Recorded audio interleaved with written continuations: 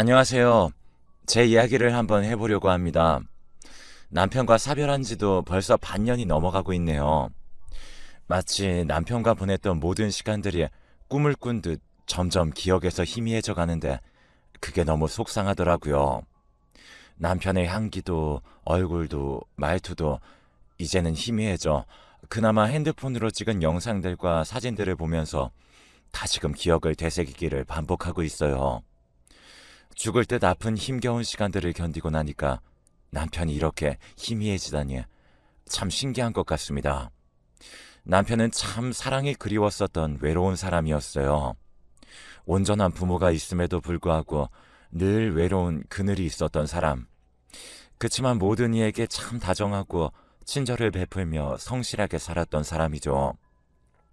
막 20살이 되었을 때 알바를 처음으로 하게 되었고 첫 알바를 하던 그때 동갑의 남편을 만나게 되었어요. 저보다 알바를 시작한 지가 몇 달 앞선 남편이 저를 하나씩 가르쳐 주었고 그렇게 친하게 지내다 연인 사이로 발전하게 되었죠. 서로 알바를 하며 대학을 다니고 등록금을 벌겠다며 학교와 일, 여기에 추가로 사랑까지 하며 참 열정적으로 열심히 살던 남편. 저희가 첫 직장에 취직을 하고 그렇게 서로의 성장하는 과정을 곁에서 지켜주고 함께하던 남편은 저에게 가족 그 이상의 존재였습니다. 저희 집은 평범하게 화목한 가정 같은 그런 느낌이었고 남편은 좀 달랐어요. 남편은 형제 중 차남이었는데 남편의 집안은 장남에 상당히 민감하고 예민한 전형적인 옛사람들이 가득한 곳이었고 차남이란 이유 하나로 평생을 비교 속에서 그리고 차별 속에서 살아야 했던 남편은 부모의 사랑을 받고 싶어 했고 정말 별짓을 다 해봤지만 왜 그렇게까지 매정하셨는지 모르겠어요. 장남 하나만 있으면 딱 좋았을걸. 니네 형 외동으로 키우려고 했는데 네가 생기는 바람에 어쩔 수 없이 낳기는 했다만 내 속으로 낳았는데도 어쩜 너는 정이 안 가니? 어렸을 때는 그래도 귀여워서 봐줄만 했는데 인물이나 성격도 행동도 뭐 하나 우리 집안이랑 맞는 게 하나도 없는 네가 가끔씩은 친자식이 맞나 의심스럽다. 너 미성년자 딱지 떼면 바로 독립해. 부모로서의 책임은 딱 미성년자 때까지니까. 그 이후는 네 인생 네가 알아서 살고. 이 모든 말들은 남편이 항상 늘 듣던 말들이에요. 정말 의심스럽지만 사실이에요. 어떻게 친자식에게 이렇게 말할 수 있는지. 그래서 남편이 몰래 유전자 검사도 해봤는데 친자식이 맞다고 일치한다고 나왔대요.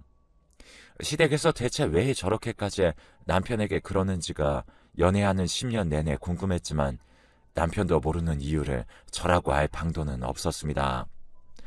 듣기만 해도 눈물 나는 차별 속에서 살았던 남편의 유년 시절은 아픔과 상처만 가득했다는 걸 너무나 잘 알기에 연애 기간 내내 정말 온 힘을 다해 그 사람을 사랑해줬어요.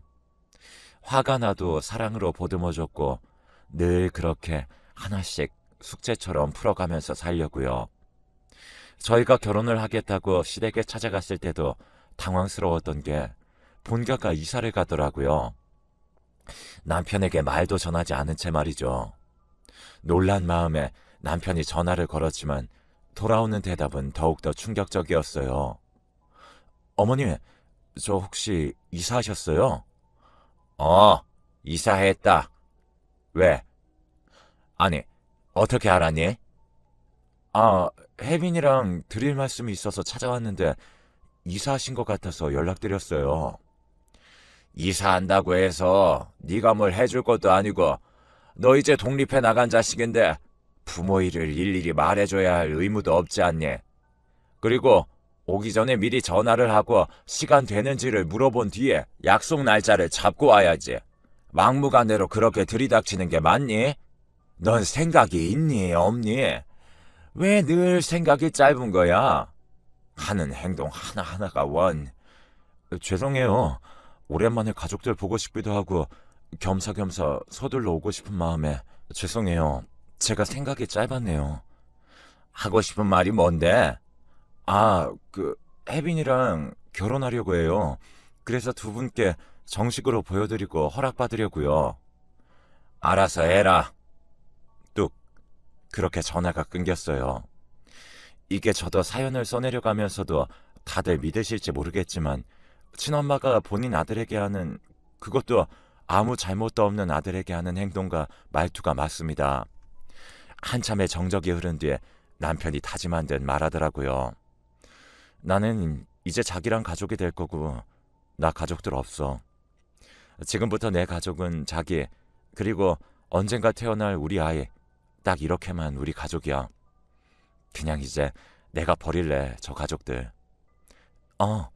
나는 자기 선택 존중해. 뭐든 괜찮아. 자기만 괜찮은 거면 내 생각하지 말고. 어차피 우리 둘이 살 건데 우리 마음이 중요하잖아. 안 그래? 우리 집으로 가자. 눈물 나는 거 꾹 누르고 저희 집으로 가서 결혼 허락을 받고 진행해서 결혼을 했어요.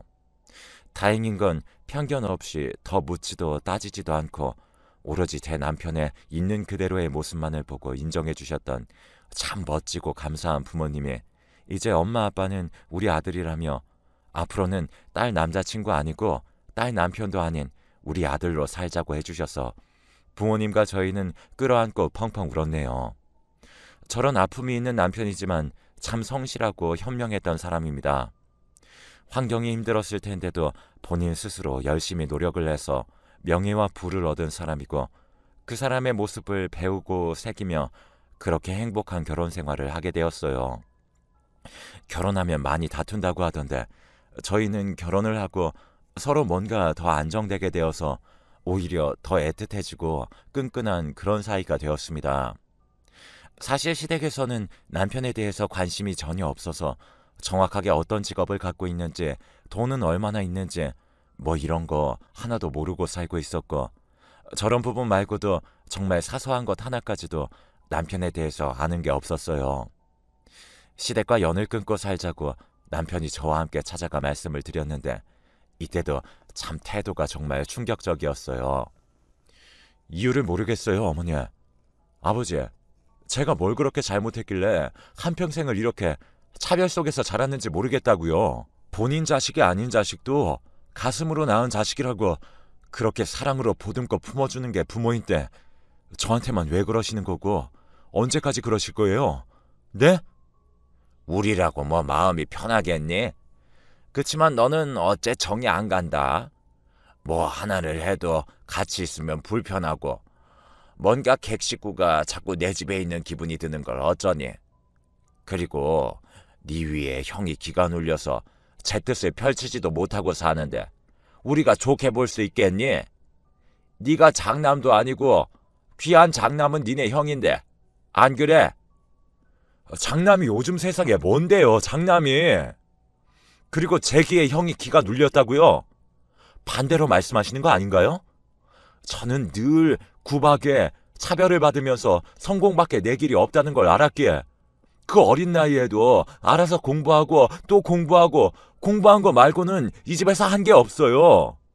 형은 늘 사고치게 바빴고 어머니 아버지는 수습하기 바쁘셨고 제가 도대체 뭘 잘못했나요? 아, 옛날 얘기 꺼내서 뭐하니? 그게 다 이유가 있어. 내가 사주를 보니까 한 100군데를 돌아다녀 봐도 네 형은 대성할 팔자라는데 네 기에 눌려서 네 사주에 눌려서 네 형이 뜻을 펼치지도 못하고 산다고 하더라. 장남이 잘 돼야 친척들 사이에도 얼굴 빳빳하게 들고 그렇게 살 텐데 이 모든 게 네가 태어나는 동시에 시작된 악몽이야. 그런 널 여태 잘 키워준 것에 감사하게 생각하고 살아야지. 어디 감히 네가. 네, 그래서 이제 그만하려고요.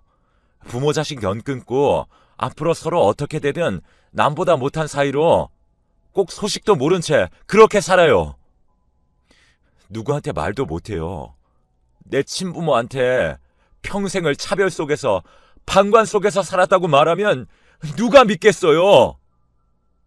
제가 유전자 검사도 해봤는데 저 친자식 맞더라고요. 차라리 아니길 바랬어요. 두 분이 비정상이라고 생각하고 싶지 않아서. 그런데 이제는 제가 두 분 버리려고요. 두 번 다시 연락하지 마시고 그 어떠한 순간에도 절대 저희는 부모 자식 아닙니다. 결국 키워준 거 보답하지 못할 망정 네가 원하는 게 연 끊는 거니? 애초에 너 같은 건 나치를 말고 지웠어야 하는데 니네 할머니가 애 지우는 거 아니라고 그렇게 뜯어 말렸어. 꼴 좋네. 꼴 좋아. 바라던 바니까 앞으로 재산이고 유산이고 단 한 푼도 바라지 말고 탐내지도 마라. 전부 다 니네 형 거니까. 왜요? 주세요. 쓰레기통에 다 갈기갈기 찢어버릴 테니까. 아, 그간 차별하시느라 수고 참 많으셨고 억지로 키우시느라 참 고생하셨습니다. 두 번 다시는 제 눈앞에 나타나지 마세요.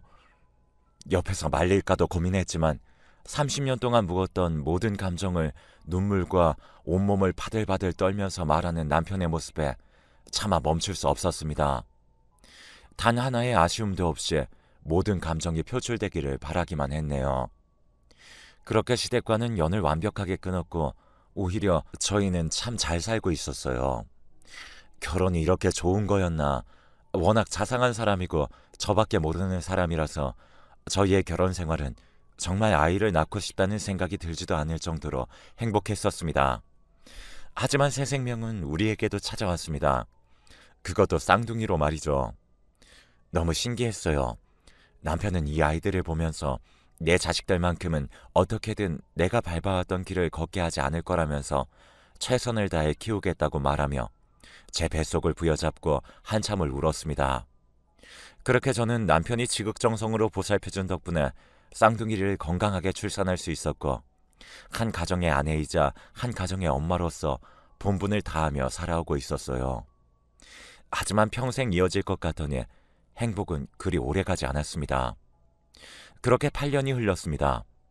어느 날부터 남편이 등이 자꾸 아프다고 하길래 마사지도 해줘보고 했는데 통증이 점점 심각해져 급히 응급실로 향했고 충격적인 진단을 받게 되었어요. 아니 그것도 췌장암 말기라 뭘 할 수도 없다고 하더라고요. 머리가 새하얘진다는 게 이런 기분이구나. 눈물조차 나지 않고 갑자기 아무런 소리도 들리지 않더라고요. 뭔가 오진이지 않을까 싶어 그렇게 좋다는 병원, 유명한 병원 다 돌아다녔는데 5군데 모두 똑같은 진단을 받았고 남편도 저도 너무 지쳤고 저희 남편은 어차피 죽음밖에 답이 없는데 병원에서 그렇게 서로 힘들게 있다가 가지는 말자며 집에 있기를 원했고 정말 마지막 그의 소원이라 들어줄 수밖에 없어 많은 양의 진통제를 포함해 여러 가지 약들을 집에 두고 그렇게 남편과 하루하루 살아가며 어떤 날은 너무 아파서 쓰러지기 일보 직전인 남편을 붙잡고 울기도 해보고 또 어떤 날은 눈을 떴는데 남편이 숨을 쉬지 않는 것 같아서 흔들어 깨워보기도 해보고 또 어떤 날은 너무 아무렇지 않다며 나 췌장암 아니라고 능청 떠는 남편을 보며 웃기도 해봤고 그렇게 저희는 시간을 함께 했어요. 그러던 중 시아버님이 갑작스럽게 돌아가셨다는 연락을 형을 통해 받게 되었고 이미 연을 끝낸 남편은 고민에 빠지게 되었죠. 매정하다고 보실 수 있지만 고민을 한다는 것 자체도 말이 안 될 정도의 취급을 받았기에 저는 남편이 가지 않아도 누구도 욕할 자격이 없다고 생각했어요. 자기야, 아무래도 상은 치르러 가는 게 맞겠지? 연을 끊었다지만 웃기게도 나도 이제 곧 세상을 떠난다고 생각하니 한 번쯤은 보고는 싶네. 가족들이. 그럼 같이 가자. 우선 컨디션은 어때? 괜찮겠어? 나 아파 보여? 아니, 너무 잘생겼어. 너무 멋있어, 내 신랑. 집안에서도 힘겹게 움직이던 남편과의 조금 장거리 외출이라 너무 불안했지만 이 또한 남편의 뜻이라 혹시 모를 상황을 대비해두고 갔습니다. 아, 정말 가지 말 것을, 하지 말 것을 두고두고 후회하는 일 중 하나예요. 제가 남편을 뜯어 말려서라도 가지 말았어야 했습니다. 어머니, 저희 왔어요. 너 여기가 어디라고 기어왔냐? 왜? 돌아가셨다고 하니 유산이나 받으려고? 너를 대체 내가 너를 왜 낳아서는... 남편이 인사를 드리자마자 시모는 미친 것처럼 남편을 막 때리며 말하길래 정말 온 힘을 다해 막았어요. 시모 말은 그랬습니다. 사주를 또 봤는데 저희 남편이 무슨 살이 껴있는데 그게 아버지를 일찍 여의거나 보내는 뭐 그런 살이 껴있다고 들었다네요. 그리고 아버님이 진짜 돌아가셔서 이 모든 게 또 남편 때문이라고. 정말 미치는 줄 알았어요. 어머님, 이제 정말 제발 좀 그만하세요. 이 사람 췌장암 말기예요. 오늘 갈지 내일 갈지도 모르는 상태라고요. 연도 끊어놓고 그래도 죽기 전에 진짜 이것도 가족이라고 가족들 한번 보고 싶다고 왔는데 정말 왜 이래요? 이 사람이 뭘 그렇게 잘못했어요 대체? 남편 때문에 눈이 돌아서 정말 장례식장에서 미친 사람처럼 악쓰고 울고불고 그대로 남편을 데리고 나가는데 남편의 형이 따라오더군요. 너 무슨 소리야 그게? 너 췌장암 말기야? 맞아? 형, 아니야. 이 사람 말이 헛나왔어. 말기까진 아니야. 괜찮아. 치료하고 있어. 너 바른 대로 말해. 정말 말기 맞아? 가망이 없대? 병원은 어디로 갔어? 죄송한데요. 이 사람 지금 이렇게 무리하면 안 돼서 저희 가볼게요. 모든 사실을 알고 남편의 형이 찾아와서 뒤집어지도록 울고불고 난리도 아니었어요. 내가 미안해. 이게 다 나 때문이야. 너도 마음고생 참 많이 했을 건데 내가 진짜 미안해서 말도 못하겠다. 내가 나쁜 놈이야. 내가 미안해 정말. 근데 이대로 가면 어떡해. 형이 이 나이가 되도록 대체 왜 저러시나 하면서도 한 번을 이기지 못하고 판단했어. 내가 제일 나빴어. 나한테 시간을 줘. 나한테 제발. 형, 나 괜찮아. 다 지난 일이고 이제 죽을 때도 해서 그런가 서운한 것도 뭣도 아무 생각도 없어. 그냥 나 가면 이 사람 혼자일 거 아니까 그게 너무 아파서 눈을 감지 못하겠어. 형이 나 떠나도 꼭 나 대신에 이 사람한테 모든 사죄를 대신해 줄래? 자주 들여다봐주고 힘들어 보이면 도와주고. 형이 그래 줄 수 있을까? 그럼 나 눈 편히 감을 수 있을 것 같은데. 남편과 형은 한참을 끌어안고 오열하고를 반복했고 그 뒤로 형과 저희 부부는 시간을 많이 보냈어요. 정말 거짓말 같게도 남편은 매일 통증으로 힘겨워했는데 형이랑 웃고 떠들고 그렇게 시간을 보내면서 통증도 많이 줄어들고 물론 회복은 아니지만 힘겨워하는 시간이 줄어서 너무 다행이지 싶더라고요. 이렇게만 지낸다면 진짜 오래 곁에 있겠는데 싶어서 저도 조금은 마음이 놓였고요. 여느 때와 다름없이 아침이 왔고 오랜만에 마음 편히 개운하게 잔 듯해서 기분이 좋던 날 아침. 아무리 흔들어 깨워도 남편이 기척이 없었습니다. 분명 잠들기 전만 해도 딱 2달만 더 살다 간다고, 그럴 수 있을 것 같다고, 내일은 형 오면 맛있는 거 먹자고 약속을 했던 사람. 남편의 상을 치르는 내내 울다 지쳐 기절도 하고 아무런 소리가 들리지도 않을 정도로 정신이 나간 상태인 저를 저희 부모님이 계속 정신 차리게끔 다독이시고 보살펴 봐주시고 그렇게 자리를 지켰어요. 아주버님이 함께 곁을 지켜주셨고 그래도 그 사람이 가기 전에 형과 추억을 남기고 가서 다행이지 싶었어요. 그 와중에 상상도 못했던 시어머님의 등장은 진짜 정신이 하나도 없던 제 정신을 확 차리게 만들어버리더라고요. 아이고, 네가 세상에 널 어떻게 키웠는데? 뭐죠? 제가 잘못 들은 걸까요? 갑자기 나타나서는 연기를 하며 서글프게 울던 시어머님의 모습에 정말 저 그리고 아주머님, 저희 부모님 모두가 아무 말도 못하고 한참을 그 모습을 바라보고만 있었어요. 새아가, 네가 상심이 크지? 그러게 가족이면 같이 살고 그래야 이런 일이 있어도 미리 막고 했을 건데 매정도 하지. 부모 자식의 천륜을 저버리고 니들이 결국은 이렇게 갈 거면서. 왜 그러세요 저한테? 미치셨어요? 쇼하지 마세요. 뭐 하는 짓이에요? 당장 여기서 나가세요. 정말 이제 이해가 되질 않아서 왜 그러시냐고 묻고 또 묻고 한참을 물었지만 쇼는 거기서 끝나지 않더군요. 그때 아주버님이 뭔가 꾹 참고 계시다 폭발하시듯 입을 여셨어요. 엄마! 제발 그만 좀 해, 제발! 엄마 진짜 사람 맞아? 엄마가 진짜 사람이냐고. 그렇게 갑자기 엄마 행세를 한다고 유산이 뭐 엄마한테 와? 진짜 그만 좀 해. 제발! 어떻게 장례식장까지 찾아와서 그럴 수 있어? 뭐? 너 지금 엄마한테 뭐라고 한 거야? 네가 엄마한테 어떻게 그럴 수 있어? 내 배 아파서 낳은 새끼인데 유산을 왜 저게 가져가? 내가 엄마한테 내가 가져야지. 안 그러냐? 안 그래? 대체 무슨 생각을 갖고 살면 내 배 아파 낳은 자식한테 평생 가슴에 대목 받고 장례식장까지 찾아와서 이러실 수가 있어요? 나가세요. 돈이고 뭐고 한 푼도 그쪽한테 갈 유산 없으니까 나가시라고요. 태어나서, 아니 살면서 저희 엄마가 그렇게 소리치는 모습을 처음 봤던 날이에요. 죽어도 못 나간다며 끝까지 버티는 그 사람은 결국 본인 아들의 갑작스러운 죽음 앞에서도 아들이 아닌 그저 유산을 본인이 받아야 한다는 논리로 찾아와서는 쇼를 하시더라고요. 혹시 이 모습을 하늘에서 남편이 보고 있으면 어쩌지? 상처를 또 받았으면 어쩌지? 거기서도 아픈데 더 아파서 어쩌지?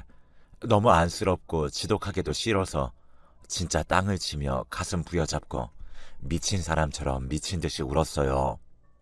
그때 아주버님이 남편이 제게 남긴 영상이 있다며 아무래도 지금 이 자리에서 다 같이 보는 게 좋겠다며 영상을 틀어주시더라고요.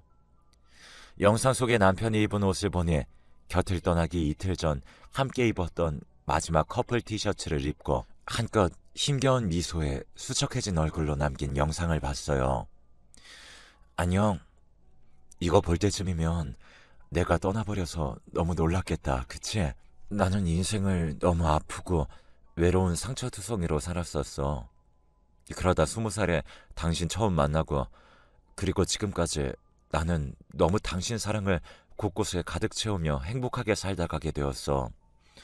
솔직히 당신이랑 더 있고 싶은 욕심에 왜 나일까? 죽기 싫다, 무섭다, 막 그런 생각도 했거든. 근데 반대로 생각해보니까 평생 받지도 못했을 사랑을 10여 년간 당신한테 너무 듬뿍 받아서 하늘에서 충분하다고 여기시고 나 데려가려나 보다 싶어. 그만큼 당신은 나한테 참 대단했고 최고의 여자야. 정말 많이 사랑하는 여자야. 이런 말들은 지겹도록 했으니 하지 않을게. 아마 내가 죽으면 우리 어머니가 당신을 괴롭힐 거야. 유산 문제겠지. 내가 죽으면 내 유산이 어느 정도인지 파악을 할 거고 금액을 보면 탐이 나서 미치광이가 될 것 같아. 그래서 형한테 부탁을 해두었고 함께 준비했어. 내 모든 유산의 상속자는 당연히 당신이야. 그 정도면 당신이, 그리고 당신이 만들어준 내 새로운 어머니 아버지도 아이들도 여유있게 돈 걱정 없이 살 거야. 꼭 마음 약해지지 말고 날 위한다면 절대 한 푼도 주면 안 돼.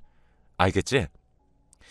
이렇게 먼저 가서 정말 미안하고 우리 아이들 내가 하늘에서도 꼭 지켜줄 테니까 당신은 아무 걱정 마라.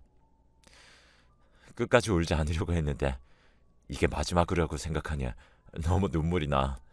제 아내로 와줘서 정말 고맙습니다. 부족한 나와 인생을 함께 해줘서 감사합니다.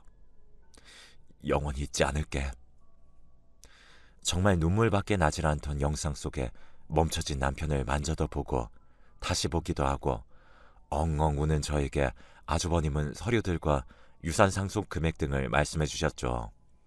시모가 아주버님에게 주었던 30억 정도의 건물을 남편에게 아주버님이 이미 넘겼고 그걸 남편이 저에게 유산으로 남겼더라고요. 그 외에도 남편이 있던 재산과 함께 말이죠. 너무 놀라서 말이 나오지 않았어요. 시댁의 건물주 집안이라 건물과 땅 이런 게 많다고는 알았지만 흔쾌히 넘겨주신 아주버님도 감사하고 그래도 그 사람이 이것 때문에라도 조금은 편하게 눈 감았겠구나 싶더라고요. 너, 이 건물이 왜 얘한테 넘어가 있어? 너 파는 대로 말해, 당장! 엄마, 한평생을 같은 배 속에서 나왔는데 정말 한평생을 상처투성이로 살다가 마지막까지도 저렇게 떠나네요. 제발 마지막 양심이라는 게 있다면 온 힘을 다해서 슬퍼해주고 잘 보내줄 생각을 하면 안 되는 거야? 지금 이 건물 하나가 뭐가 중요해 대체?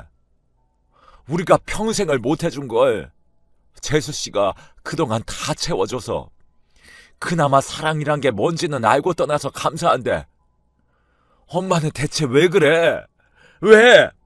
언제까지 그럴 거야? 야, 이 천하의 불효자식아. 이게 어떤 건데 네 멋대로 넘겨? 내가 이러라고 너한테 명의 넘겨준 줄 알아? 얘가 꼬드겼지? 얘가 이제는 널 꼬드긴 거야, 어? 대화 자체가 불가능했던 시모. 그리고 그런 괴물 같은 모습에 진절머리가 난 아주버님. 엄마, 그냥 여기까지 해, 우리. 저도 더 이상 그 숨 막히는 엄마 품에 있고 싶지도 않고 소름 끼쳐서 더 이상 엄마라고 못 부르겠어. 저 아들에서 이제 빼주세요. 혹시라도 저 찾아오시면 엄마가 부동산 건물 매매하실 때 하셨던 모든 불법적인 행위들 증거 모아둔 거 다 넘길 거니까 더 이상 제 눈앞에 나타나지 마시고 나가주세요. 아주버님이 이렇게까지 말씀하실 줄 몰랐기 때문에 정말 저도 충격적이었는데 시모는 본인이 지독하게 사랑했던 장남도 잃고 건물까지 잃으니 그 정신적 충격이라는 게 이제서야 온 건지 혼절을 했어요. 그런 시모를 보고서도 꿈쩍도 안 하시던 아주버님은 남편을 잘 보내주었고 저도 유산을 상속받고 그냥 며칠 내내 집안에 박혀서 씻지도 않고 먹지도 않고 그렇게 지냈어요. 청소를 하면 남편의 흔적들이 혹여 씻겨질까 무서워서 청소도 하지 않았고 그렇게 그냥 살았어요. 제가 이러고 있을 걸 알던 아주버님은 자주 저를 살펴보러 와주셨고 대화도 많이 나눴습니다. 남편을 왜 도와주지 않고 방관만 했는지가 제일 궁금했는데 도와주려고 하다 어머님께 걸리면 그렇게 무서울 정도로 혼이 났고 그냥 하는 말이 아니라 시모는 정말 제정신이 아니구나 싶었어요.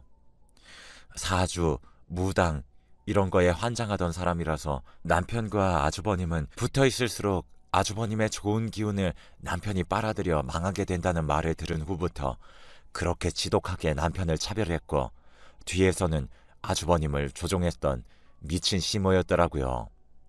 이제는 그 사람이 죽든 살든 뭘 하든 저에게는 소식을 전하지 말아달라고 부탁했습니다. 그냥 남편이, 그렇게 떠나버린 남편이 하늘에서는 모든 이들의 사랑을 듬뿍 받고 통증 없이 웃기만 하는 날들을 보내주길 바래요. 그것보다 저를 더 웃게 만드는 소식은 평생 없을 것 같거든요. 어떤 고통이든 아픔이든 시간이 지나면 희미해지는 건 사실인 것 같습니다.